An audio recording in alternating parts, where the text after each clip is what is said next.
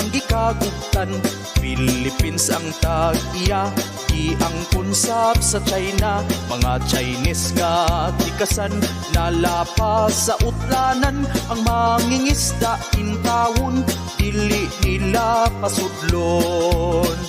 Ang Philippines ni dipinsa, i-monitor kini nila. Kay ang mga taga-China, gusto na sila gyera. Water cannons ipadala, mao ang pang-abog nila. Pero isog ang Pilipinas, dili sa byud mo atras. Unya kalit na gubot, Philippine Coast Guard naglagot. Kay ang Chinese nga way buot, sa tubig nagpabulhot. Perti nilang pangupot, daghang tubig ang nilusot.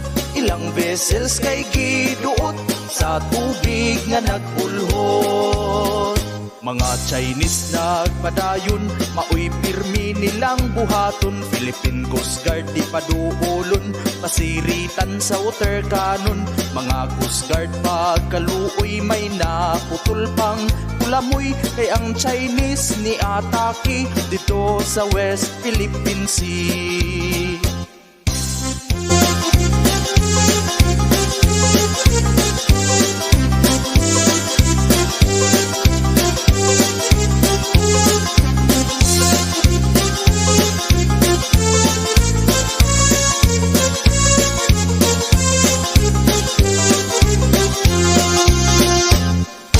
Kalit na gubot, Philippine Coast Guard naglagot. Kay ang Chinese nga way buot, sa tubig nagpabulhot. Perti nilang pangupot, daghang tubig ang nilusot. Ilang vessels kay giduot, sa tubig nga nagpulhot. Daghan ang gikuyawan, residente sa Palawan.